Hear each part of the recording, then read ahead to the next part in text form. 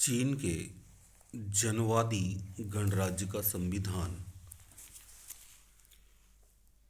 मैं Kaushal Kumar Sen, assistant professor political science, Babu Shobharam government arts college Alwar. आज हम इस अंक में चीन के जनवादी गणराज्य के संविधान का अध्ययन करेंगे। सबसे पहले चीनी गणराज्य के संविधान की विशेषताओं का अध्ययन करेंगे।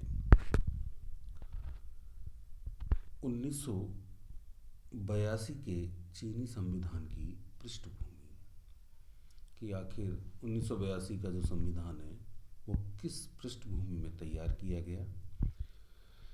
चीन में साम्यवादी क्रांति के कुछ साल बाद ही साम्यवादी दल के अंदर व्यक्तित्व एवं नीति के स्तर पर एकता व मतैक्य का निरंतर अभाव रहा है।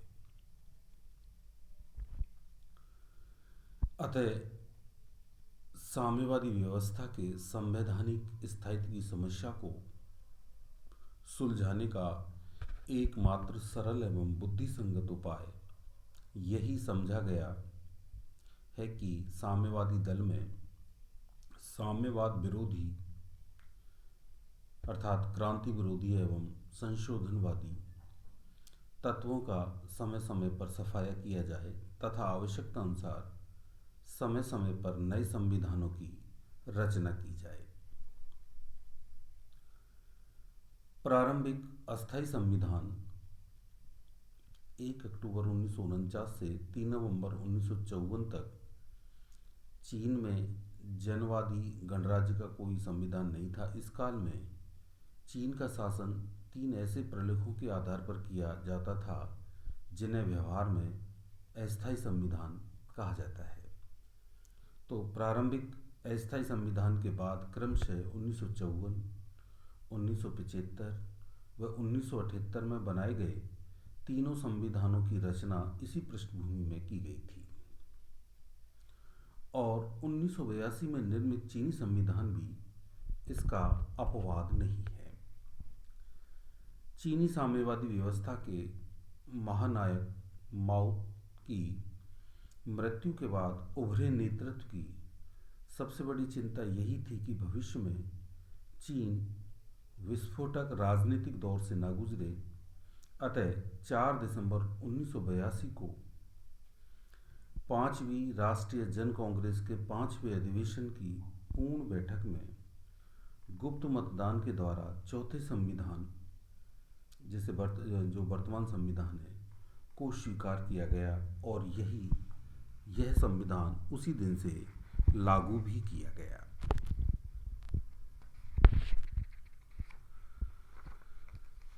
तो विद्यार्थियों को विदित होगा कि जो वर्तमान संविधान है 1982 का संविधान है जो चीन में साम्यवादी क्रांति जो माओ के नेतृत्व में की गई थी उसके बाद निर्मित किया गया संविधान है जो आज चीन में लागू है, जिसका अध्ययन हम इस अंक में करेंगे। तो 1982 के चीनी संविधान की प्रमुख विशेषताओं के अंतर्गत कि अब इस संविधान की क्या क्या विशेषताएं में पहला है संविधान के आधारभूत 4 सिद्धांत, अर्थात चीनी संविधान 4 आधारभूत सिद्धांतों पर आधारित है। संविधान की प्रस्तावना में 4 आधारभूत सिद्धांतों को स्वीकार किया गया है। पहला, साम्यवादी दल के नेतृत्व में विश्वास। दूसरा, मार्क्सवाद, लेनिनवाद तथा माओवाद से प्राप्त निर्देशनों में आस्था। तीसरा, जन लोकतांत्रिक अधिनायकवाद में विश्वास। और चौथा है समाजवादी मार्ग का अनुसरण। तो इस प्रकार जो अब तक हमने संविधान पढ़े थे इस बीए पार्ट सेकंड के इस प्रथम पेपर में वो सभी लोकतांत्रिक संविधान थे, लेकिन अब हम इस चीनी संविधान का अध्ययन कर रहे हैं। ये साम्यवादी संविधान है जिसकी अपनी इस विशेष विशेषताएं हैं जो जैसे 4 आधारभूत सिद्धांत थे कि साम्यवादी दल के नेतृत्व में विश्वास, मार्क्सवाद लेनिनवाद तथा माओवाद से प्राप्त निर्देशनों में आस्था, लोकतांत्रिक अधिनायकवाद या जन लोकतांत्रिक अधिनायकवाद में विश्वास, समाजवादी मार्ग का अनुसरण। दूसरा है साम्यवादी दल का नेतृत्व। संविधान की प्रस्तावना में साम्यवादी दल के नेतृत्व में पूर्ण विश्वास प्रकट किया गया है। चीन की संपूर्ण समाजवादी व्यवस्था की रक्षा एवं संचालन में दल की केंद्रीय भूमिका स्पष्ट रूप से देखी जा सकती है। चीन के संविधान में जिस जन लोकतांत्रिक अधिनायकवाद के सिद्धांत को मान्यता दी गई है, व्यवहार में वह भी साम्यवादी दल से नियंत्रित होता है। चीनी गणराज्य के शासन के सभी स्तरों तथा शासन के सभी अंगों पर साम्यवादी दल का नियंत्रण है। दल के नेता ही शासन के विभिन्न पदों पर रहते हैं, अर्थात साम्यवादी दल ही वास्तविक शासक है और वह चीन के आर्थिक व सांस्कृतिक जीवन का भी निर्देशन व नियंत्रण करता है। अगला है जन लोकतांत्रिक अधिनायकवाद। जन लोकतांत्रिक अधिनायकवाद शासन के दो परस्पर विपरीत रूपों को प्रकट करता है। जैसे शासन का जन लोकतांत्रिक स्वरूप और दूसरा है शासन का जन अधिनायकवादी रूप। शासन के जन लोकतांत्रिक रूप का अर्थ है कि जनता के बीच लोकतंत्र। यह श्रमिक वर्ग के नेतृत्व में श्रमिकों एवं किसानों तथा उनके साथ सद्भाव रखने वाले अन्य लोकतांत्रिक वर्गों के बीच पाया जाने वाला लोकतंत्र है। जनता के इन सभी वर्गों को शासन के मामले में भाग लेने का अधिकार प्राप्त है। चीनी जनता का यह अधिकार है कि वे शासन के विभिन्न अंगों तथा उनके पदाधिकारियों के कार्यों पर निगरानी रखे तथा शासन के जन अधिनायकवादी रूप का अर्थ है कि जनता द्वारा उसके शत्रुओं, जमींदारों, धनी किसानों एवं पूंजीपति वर्गों पर अधिनायकवाद।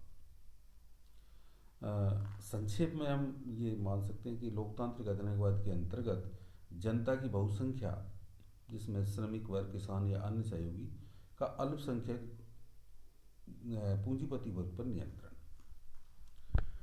चौथा है लोकतांत्रिक केंद्रवाद, डेमोक्रेटिक सेंट्रलिज्म। चीनी संविधान के अनुच्छेद 3 में कहा गया है कि चीन के जनवादी गणराज्य के शासन के सभी अंग लोकतांत्रिक केंद्रवाद के सिद्धांत पर लागू होंगे।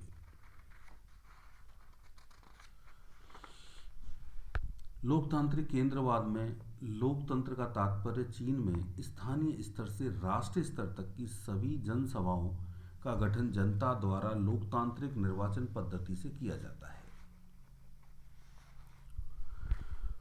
और ये सभी जनसभाएं जनता के प्रति उत्तरदायी होती हैं तथा केंद्रवाद का अर्थ है कि शासन के निम्न स्तर के अंग को अपने से उच्च स्तर के अंग के निर्देशन एवं नियंत्रण में कार्य करना होता है। व्यवहार में इसका परिणाम यह होता है कि समस्त राजनीतिक शक्ति शासन के एक सर्वोच्च अंग में पूरी तरह से केंद्रित हो जाती है। इसका सरल अर्थ है कि जब भी कोई निर्णय निर्माण की प्रक्रिया है वो जनता द्वारा की जाती है, लेकिन एक बार निर्णय हो जाने के पश्चात फिर उसमें जनता को संशोधन का अधिकार नहीं है, तो इसे लोकतांत्रिक केंद्रवाद के नाम से जाना जाता है।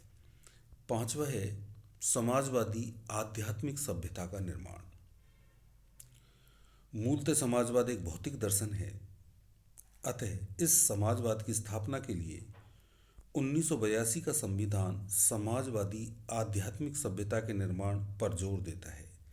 समाजवादी आध्यात्मिक सभ्यता का सरल अर्थ है ऐसे समाजवादी नैतिक मूल्यों के समूह से है जो समाजवादी व्यवस्था अर्थात भौतिक व्यवस्था की रक्षा एवं विकास के लिए आधारभूत मूल्यों का कार्य करते हैं। इन्हें समाजवादी व्यवस्था के नागरिक गुण भी कहा जाता है। अगला है समाजवादी लोकतंत्र। समाजवादी लोकतंत्र की 3 विशेषताओं को चीनी संविधान द्वारा अपनाया गया है। पहला, समस्त शासन जनता के हाथों में केंद्रित है। दूसरा, शासन के राष्ट्रीय स्तर से स्थानीय स्तर तक जन कांग्रेस का गठन किया गया है तथा जनता द्वारा निर्वाचित श्रमिक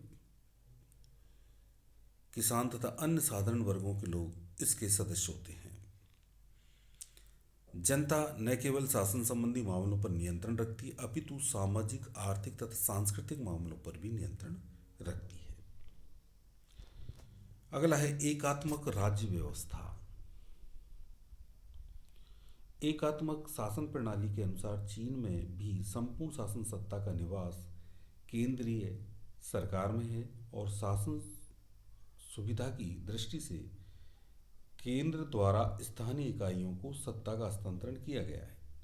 चीन में शासन की प्रादेशिक इकाइयां निम्न हैं, जैसे प्रांत अथवा स्वायत्त प्रदेश तथा केंद्र सरकार के नियंत्रण वाले नगर निगम, दूसरा प्रीफेक्ट, तीसरा काउंटियां, चौथा जन कम्यून तथा कस्बे। इसमें निम्न स्तर की प्रशासनिक इकाइयां अपने से ऊपर की प्रशासनिक इकाइयों के नियंत्रण में कार्य करती हैं। इस प्रकार यह एकात्मक राज्य व्यवस्था है। अगला है बहुराष्ट्रीय राज्य। चीन में कुल 56 राष्ट्रीयताएं हैं, जिनमें सर्वाधिक प्रभावशाली राष्ट्रीयता हान है, जो चीन की कुल जनसंख्या का 94% है। शेष 6% राष्ट्रीयताओं में मानचू, मंगोल, हुई, कोरियाई, तिब्बती, हेचस आदि हैं। संविधान सभी राष्ट्रीयताओं को सांस्कृतिक स्वतंत्रता प्रदान करता है। अगला है समाजवादी आर्थिक व्यवस्था। अनुच्छेद 6 से 17 तक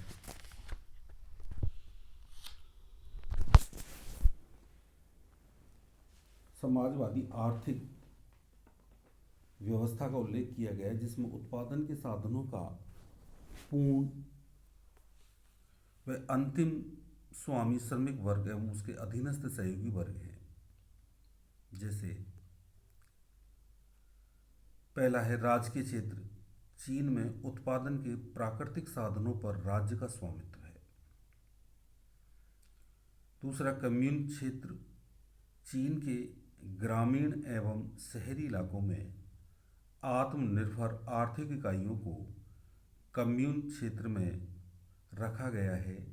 किसी कम्यून के उत्पादन के साधनों पर संपूर्ण कम्यून का सामूहिक स्वामित्व होता है और कम्यून के सदस्य सामूहिक रूप से उत्पादन का कार्य करते हैं। तीसरा है सहकारी अर्थव्यवस्था। चीन में शहरों में विभिन्न उद्योगों, वाणिज्य, दस्तकारी, परिवहन, भवन निर्माण आदि व्यवस्थाओं का संचालन सहकारी समितियों के माध्यम से किया जाता है। चौथा है योजनाबद्ध अर्थव्यवस्था। चीन में शीघ्र एवं संतुलित विकास के लिए 1953 से ही पंचवर्षीय आर्थिक योजनाओं को अपनाया गया है। और पांचवा है समाजवादी वितरण प्रणाली। अनुच्छेद 6 के अनुसार प्रत्येक व्यक्ति को अपनी श्रम क्षमता अर्थात योग्यता के अनुसार कार्य करना होगा और उसे कार्य के अनुसार वेतन दिया जाएगा। तो इस प्रकार चीन में समाजवादी आर्थिक व्यवस्था को अपनाया गया है। उसके 5 स्तरों पर उसका वितरण किया, बांटा गया है और इस प्रकार चीन की आर्थिक व्यवस्था में अंतिम रूप से स्वामी श्रमिक वर्ग उसका अधीनस्थ सहयोगी वर्ग है। अगला है अगली विशेषताओं के अंतर्गत जैसे समाजवादी व्यवस्था का आधुनिकीकरण। यहाँ समाजवादी व्यवस्था के आधुनिकीकरण का अर्थ है उसके सामाजिक व आर्थिक दोनों क्षेत्रों का आधुनिकीकरण। वस्तुतः समाजवादी आधुनिकीकरण का अंतिम उद्देश्य है चीन को उच्च दर्जे की संस्कृति व लोकतंत्र से संपन्न समाजवादी राज्य के रूप में विकसित एवं स्थापित करना। अगली विशेषता है संवैधानिक विधि मौलिक एवं सर्वोच्च। संविधान के अनुच्छेद 5 के अनुसार शासन के सभी अंगों प्रतिरक्षा बलों, सभी राजनीतिक दलों तथा सार्वजनिक संगठनों, सभी उद्योगों एवं उपक्रमों को संविधान तथा विधि का अनिवार्य रूप से पालन करना है। इस प्रकार संवैधानिक विधि चीन की मौलिक एवं सर्वोच्च विधि है। इस सिद्धांत के दो व्यवहारिक परिणाम दिखाई देते हैं। पहला, जनता के प्रति सरकार का आचरण संविधान के अनुरूप होगा और वह असहमति रखने वालों के प्रति मनमाना व्यवहार नहीं रख सकती है। दूसरा, अब साम्यवादी दल भी संविधान के अधीन है। अगली विशेषता है राष्ट्रपति पद की पुनर्स्थापना। 1954 के संविधान के अंतर्गत चेयरमैन के पद की स्थापना की गई। 1975 व 1978 के संविधानों द्वारा इस पद का अंत कर दिया गया था और 1982 के वर्तमान संविधान द्वारा राष्ट्रपति एवं उपराष्ट्रपति पद की स्थापना की गई है। राष्ट्रपति का निर्वाचन राष्ट्रीय जन कांग्रेस द्वारा किया जाता है तथा उसका कार्यकाल राष्ट्रीय जन कांग्रेस के समान 5 वर्ष होता है। राष्ट्रपति के कार्य जैसे प्रधानमंत्री की नियुक्ति करना, राष्ट्रीय जन कांग्रेस द्वारा पारित किए गए कानूनों को लागू करना, संधियों का अनुसमर्थन करना और राजदूतों की नियुक्ति करना आदि। अगला है राष्ट्रीय जन कांग्रेस की स्थायी समिति। प्रत्येक नव निर्वाचित राष्ट्रीय जन कांग्रेस अपने प्रथम अधिवेशन में अपने स्थायी समिति का निर्वाचन करती है। वस्तुतः अपने गठन की दृष्टि से स्थायी समिति राष्ट्रीय जन कांग्रेस का लघु रूप होता है। जब राष्ट्रीय जन कांग्रेस का सत्र नहीं चल रहा होता है तो स्थायी समिति उसकी समस्त शक्तियों का प्रयोग करती है। चीन में स्थायी समिति, जैसा हम इस विवरण में पढ़ रहे कि जब राष्ट्रीय जन कांग्रेस का अधिवेशन नहीं होता है तो उस परिस्थिति में वहाँ की जो जन कांग्रेस द्वारा बनाई गई स्थायी समिति है वो पूरी जन कांग्रेस की शक्तियों का उपभोग करती है और चीन में शासन में मदद करती है। अगला है न्यायपालिका की कमजोर स्थिति। चीन में न्यायपालिका स्वतंत्र न होकर सामान्य प्रशासन के एक अंग के रूप में कार्य करती है। उसे न तो संविधान की व्याख्या का अधिकार है और न ही संविधान विरोधी कानूनों को रद्द करने का अधिकार है।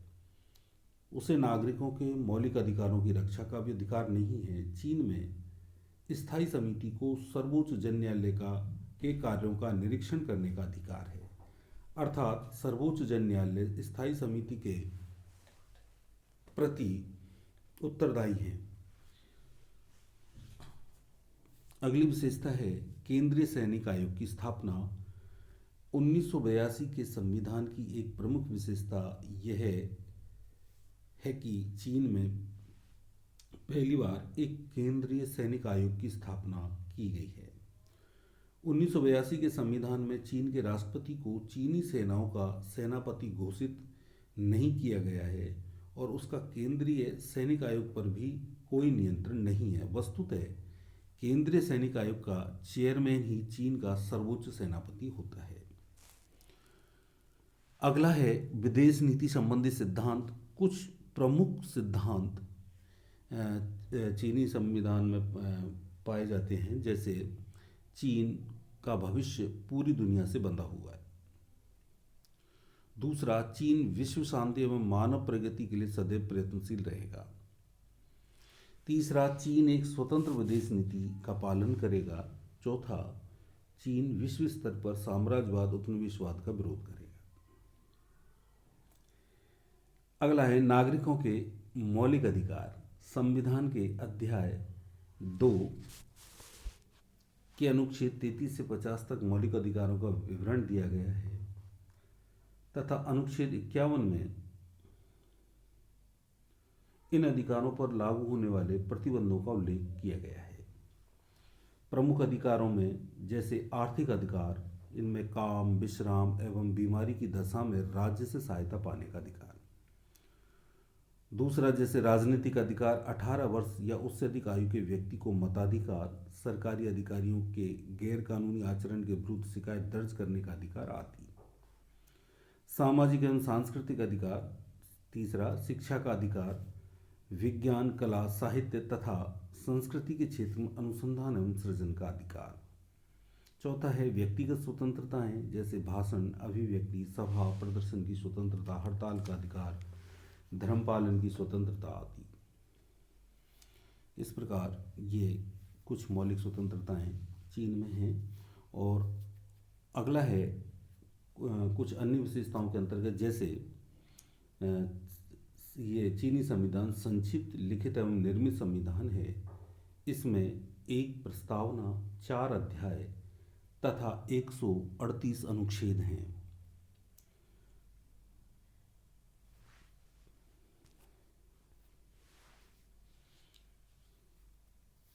इस प्रकार चीन के संविधान की ये विशेषताएं थी जिनका अध्ययन हमने इस अंक में किया। धन्यवाद।